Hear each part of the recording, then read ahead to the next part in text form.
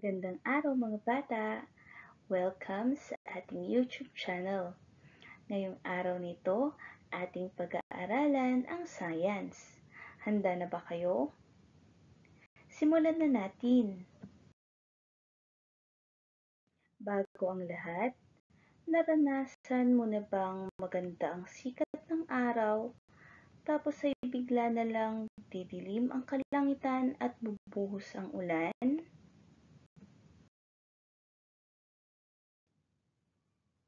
Ating suriin ang mga larawan. Ano ang ginagawa ng bata sa larawan A? Tama, ang bata sa larawan A ay nagsasampay.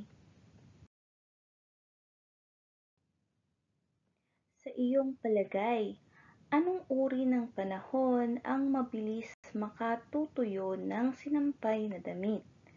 Larawan A o larawan B? Magaling, larawan A.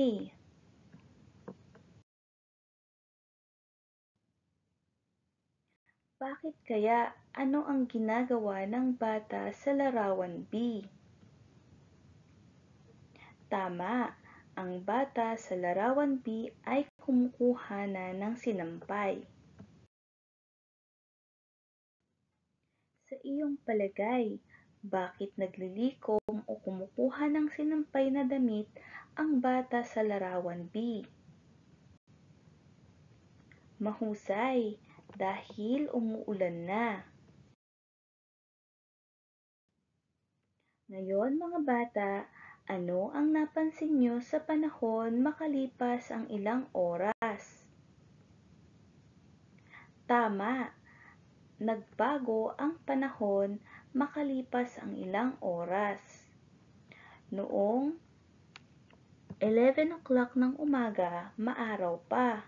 Pagdating ng 3 o'clock ng hapon ay umuulan na.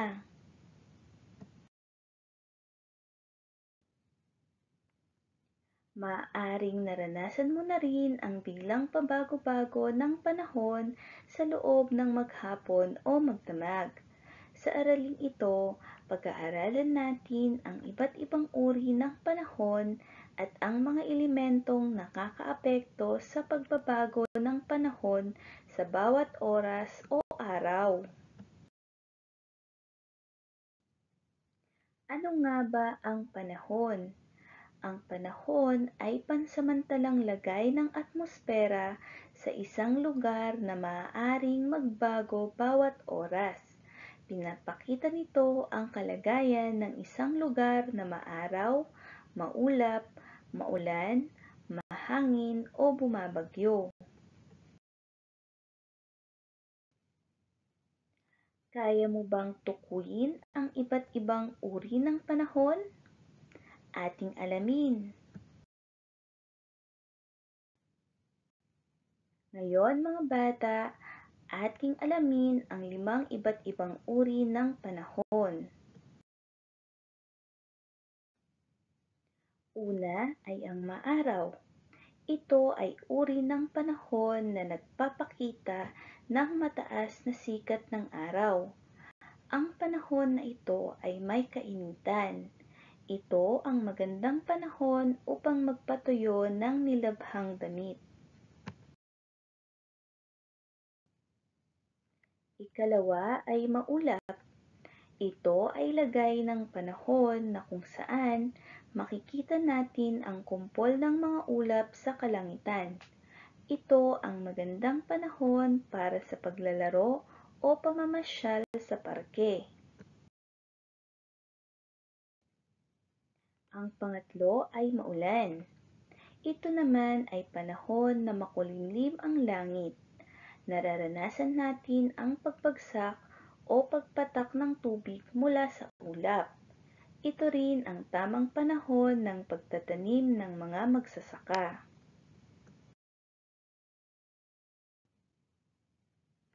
Ang pang-apat na panahon naman ay mahangin. Ito ay lagay ng panahon na nararamdaman natin ang malakas na ihip ng hangin.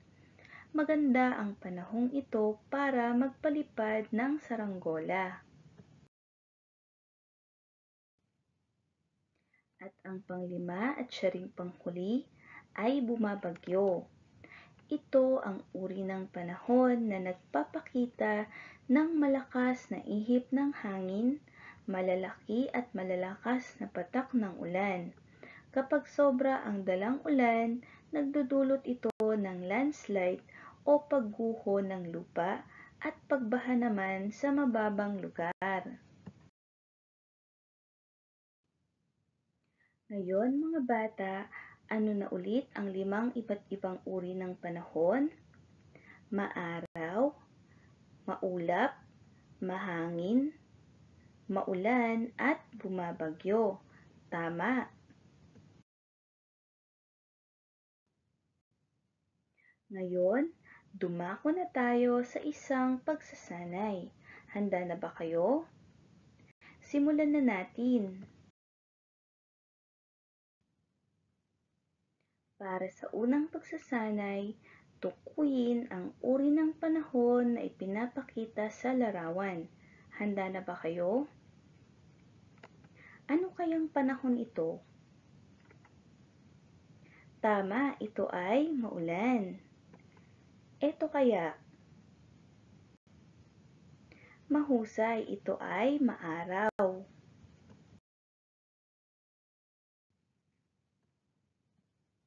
Anong uri naman kaya ng panahon ito? Magaling, ito ay bumabagyo. At eto naman kaya? Tama, ito ay maulap. At para naman sa panghuling larawan, anong uri ng panahon kaya ito? Magaling, ito ay mahangin. Nakuha niyo ba mga bata? Magaling. Ngayon mga bata, para sa ikalawang pagsasanay, buuin ang concept map tungkol sa uri ng panahon. Handa na ba kayo? Simulan niyo na.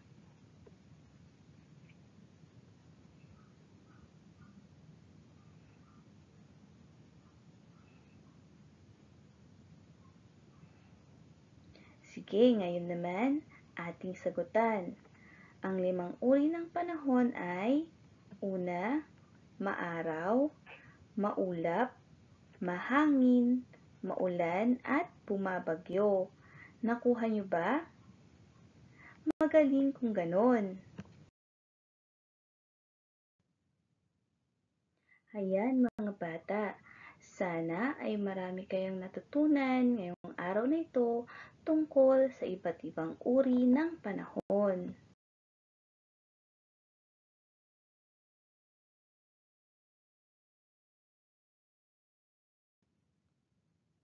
Maraming salamat sa panonood.